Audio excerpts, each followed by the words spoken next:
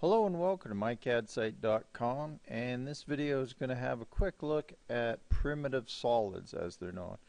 And this is just a series of commands that creates 3D objects in common shapes.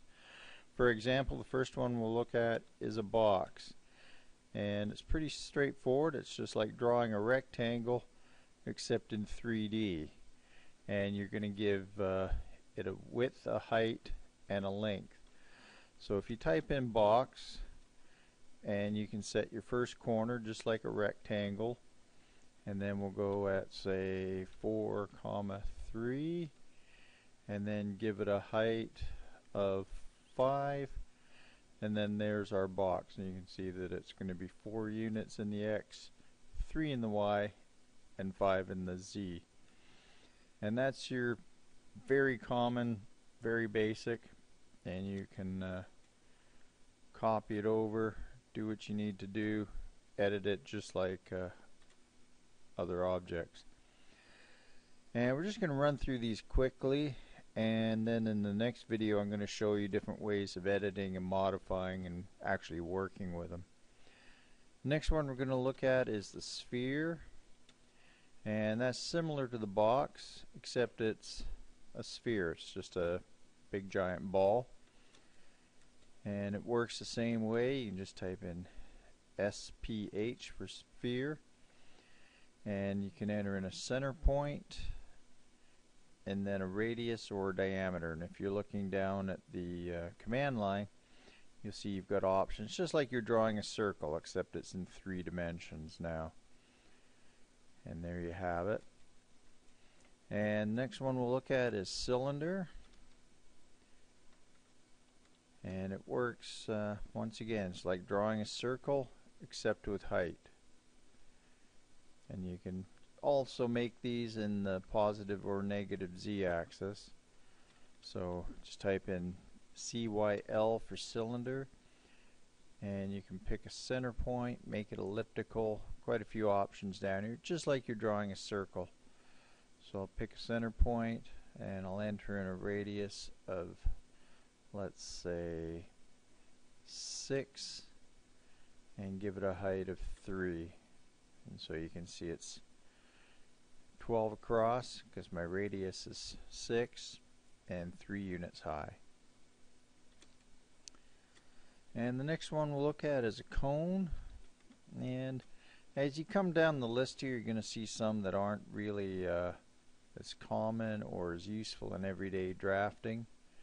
A cone I've probably never used except for checking out the command and teaching it, but cone works the same way. Center point, put in a radius of, let's say, 5, and then your height, and once again it'd be negative or positive, and that's your cone.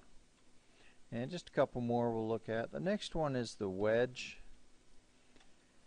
And this one's a little tricky to get used to, but once again, start with a rectangular base, and then it gives you a wedge shape, just like a doorstop, wedge of cheese, what have you. And what you'll need to remember when you're drawing them is that it'll bring up the height from the first corner you picked. So wherever you start, that's going to be the taller end of your wedge, and then it'll run along the y-axis. So you can see we have the y-axis here. So if I erase this and start again and go with the wedge command, I'm going to pick it here, and then once again along the y-axis, and this is the first corner I picked. So whether it's a long skinny one, it'll always be using that same first corner I've picked, and then go along the y-axis. And next one we'll look at here is a torus, and this gives you a nice donut shape. Not really a lot of uses for it, but it is just another option you can have. And with this one you have to give it 2 different dimensions. I'll just type in torus again, pick a center point, and then pick the radius for the main ring. So I'll give it a radius of 5, and then you give it another radius, and that's for the width of the tube.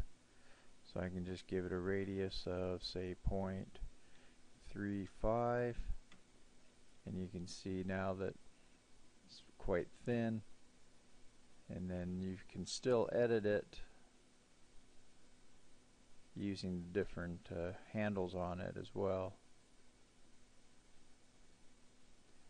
So once again, not something you're going to use a lot in everyday drafting, but it's there for you. And the last one we'll look at is the pyramid. And now you've got a choice here of edge or sides. So if I type in S for sides, I'm going to be able to choose how many sides I want. So it's set to 4 as a classic pyramid like you'd see out in Egypt, or I can enter in, say, 8. And then there's my 8 sides, and then I give it a height. And another way of drawing it is if I draw a line first. So I've got a line, and type in